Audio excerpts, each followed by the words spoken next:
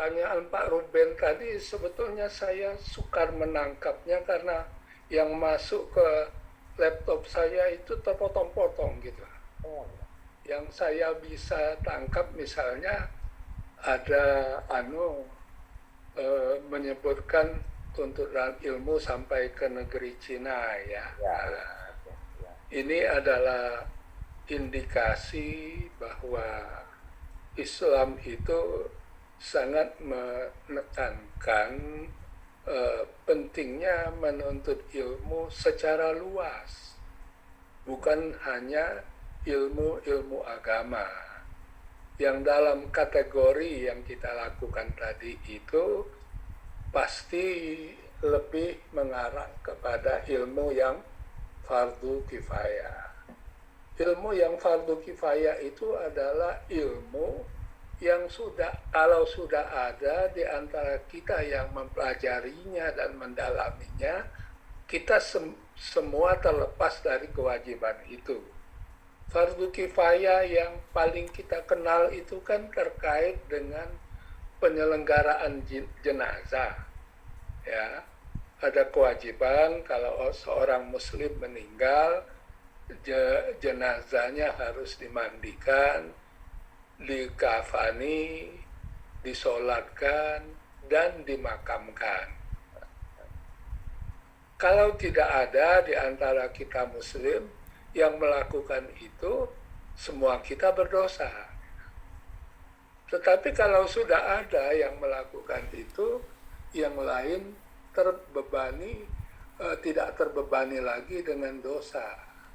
Jadi fardu yang lebih bersifat kolektif kewajibannya itu. Mungkin ini yang sekaligus menjawab Ibu tadi ya, Ibu May Hastin. Hastin Arif ya. Pak Arif itu tadi dijelaskan adalah tentara. Tentara. Ilmu ketentaraan itu perlu apa tidak perlu? Perlu, negara kita perlu diamankan gitu ya. Tapi apakah semua kita harus menjadi tentara? Nah, dari sudut pendekatan keislaman, kalau sudah ada sebagian yang mendalami ilmu tentara dan menjadi tentara, yang lain terlepas dari kewajiban itu. Ya. Nah, itu juga berlaku untuk ilmu-ilmu lain. Tadi ada pertanyaan dari Ibu Mehastini, kalau sekali waktu kita bertemu kondisi ketika ada pengkajian ya, mudah-mudahan pengkajian itu pengkajian yang betul-betul pengkajian keilmuan. Pada sisi lain ada keinginan untuk melaksanakan sholat duha. Yang mana yang lebih didahulukan? Umumnya ulama menekankan bahwa kalau dia menyangkut pendalaman ilmu-ilmu agama misalnya, itu yang harus dia prioritaskan adalah mengikuti pengkajian itu. Sholat duhanya boleh dibelakangkan. Ya. Jadi ini sebagai petunjuk bahwa Islam itu sangat menekankan pentingnya menuntut ilmu itu. Nah, kalau sekarang tadi seperti yang sepertinya tertangkap pada saya, Pak Ruben itu menghubungkan dengan fenomena Cina, ya Cina itu sekarang jelas perkembangan keilmuannya itu luar biasa dan harus dipelajari. Karena itu tidak heran kalau ada pesantren di Jawa Timur ternyata selain mengajarkan bahasa Arab, bahasa Inggris, juga memberikan kesempatan kepada santrinya belajar bahasa bahasa Cina itu. Mandarin. Mandarin. Ya. Bahasa Mandarin. Karena itu memungkinkan kita mencapai tujuan-tujuan keilmuan yang perkembangannya justru menonjol di negeri Cina. Bayangan saya, eh, penjelasan umum mengenai tuntulah ilmu sampai ke negeri Cina itu adalah dalam konteks itu, dalam konteks ilmu-ilmu yang dalam kategori umumnya tergolong fardu ain. Yang lain saya tidak bisa tangkap dari Pak Ruben. Iya, terputus-putus itu. Eh, Yang kata Pak Ruben tadi seperti virus ini sudah diteliti sampai sekarang tidak ketemu WHO apa-apa tuh. Nah itu apa fenomena alam karena dari ilmu tidak dapat belum ketemu itu tadi intinya. Maksudnya begini Pak Ustadz, iya, ya. ilmu yang tadi Bapak kelompokkan sebagai satu kifayah itu kan ternyata punya batas kemampuan Pak Ustadz. Nah, ketika ilmu-ilmu yang masuk ke kelompok fardu kifayah itu tidak bisa menjelaskan fenomena-fenomena sosial yang terjadi di masyarakat. Nah, pertanyaan saya, apakah itu sudah masuk wilayah ilmu alam? Karena ada batas kemampuan bagi ilmu-ilmu yang masuk fardu kifayah untuk menjelaskan fenomena sosial yang terjadi di masyarakat. Nah, saya kasih contoh tadi. Perkembangan virus itu sampai sekarang tidak pernah bisa dijelaskan oleh ilmu yang Bapak kelompokkan dalam fardu kifayah tadi. Nah, lalu pertanyaannya, apakah itu menjadi bagian daripada ilmu kalam? Jadi menurut saya seakan-akan ilmu yang masuk kelompok ilmu ala ilmu fardu kifayah ini ternyata cukup batas kemampuan, tidak selamanya bisa menjelaskan persoalan yang terjadi di masyarakat. Makasih, Pak. Jadi di dalam Pak Ruben ya, di dalam salah satu ayat itu Allah itu mengingatkan wa ma utitum minal ilmi illa qalila, dan saya itu tidak memberikan kepada kamu manusia ilmu itu kecuali sedikit.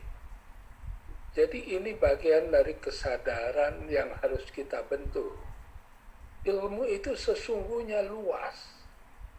Buktinya saja sudah seluruh dunia terjun itu untuk memastikan perkembangan virus COVID-19 itu ternyata sampai sekarang masih muskil gitu ya. Nah, ini sudah diingatkan di dalam Al-Quran bahwa kita tidak boleh angkuh sebagai manusia karena apa yang diberikan oleh Tuhan itu kepada kita, sepintar apapun kita, ternyata sangat sedikit saja gitu.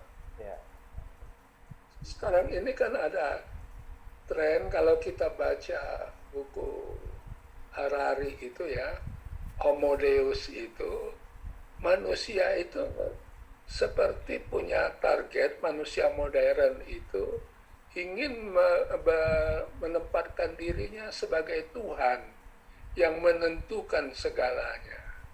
Nah, ini seperti semacam peringatan bahwa bagaimanapun canggihnya pengetahuan keilmuan modern ini masih tidak cukup untuk membuat manusia menguasai semua aspek keilmuan yang menyangkut dirinya saja. Itu ternyata tidak cukup ya. Itu diingatkan oleh Tuhan melalui ayat itu tadi ya. Jadi dengan begitu sebetulnya ada tantangan terus-menerus untuk mengabdikan potensi keilmuan kita dalam berbagai-bagai riset dalam bidang kita masing-masing agar bisa menyumbang bagi kemanusiaan. Nah, arti dari Iqra bismi rabbikal ladzi khalaq itu mestinya kita kaitkan juga dengan kesadaran bahwa pada akhirnya Tuhanlah yang mempengaruhi segalanya gitu ya, yang menentukan segalanya. Kita ini sangat terbatas ya. yang lain lagi saya tidak tertangkap juga itu Pak Ruben. Jadi mungkin kami tambahkan Pak Ustadz, ada satu yang ditanyakan Pak Ruben, yaitu menurut catatan kami, apakah ada korelasi antara fardu kifayah dan fardu ain? Kemudian dari Bu Mei Hastini tadi bahwa yang ditanyakan juga nanti fardu kifayah bagi perempuan itu apa saja? Barangkali nanti sambil, karena sudah ada pancingan dari Ustadz, mungkin nanti teman-teman barangkali ingin menambahkan, karena barangkali ini pertanyaannya, kalau tadi yang berat itu dijelaskan oleh Pak Ustadz tadi, tapi kalau boleh saya izin menambahkan apa yang ditanyakan oleh Pak Ruben tadi, perihal menuntut ilmu sampai ke negeri Cina. Kalau tidak salah ini ada hadisnya itu. Tuntutlah ilmu sampai ke negeri Cina. Barangkali di zaman era globalisasi ini tadi, barangkali ini mungkin kita tidak perlu menuntut sampai ke negeri Cina karena Cinanya sudah banyak di Indonesia, jadi nggak perlu ke sana kita. Kedua, bahwa saya teringat salah satu pemateri di waktu yang lain bahwa saking luasnya ilmu pengetahuan, baik ilmu fardu ain maupun fardu kifayah tadi, apalagi dihubungkan dengan ilmu Allah, diibaratkan itu jari tangan kita celupkan ke air laut, kemudian kita angkat, maka air yang menempel di jari kita itulah ilmu yang kita miliki. Nah, kira-kira begitu Pak Ustadz. Mohon kalau salah ini tolong dikoreksi. Kemudian barangkali tambahan dari kami bahwa ilmu pengetahuan itu senantiasa harus dilakukan suatu penelitian. Kalau tidak dilakukan penelitian, maka terjadilah dia mitos. Mitos artinya hanya kita percaya begitu saja tanpa ada pembuktian. Nah, ini barangkali mungkin terbuka juga bagi teman-teman yang lain. Ya, kelihatannya sudah hadir ini Dolor Dr. Sandra, Dolor Effendi Cahyan, yang ingin menanggapi silakan. Atau nanti ada sesi pertanyaan berikut, ya kami persilakan sebelum kita lanjutkan. Assalamualaikum. Begitu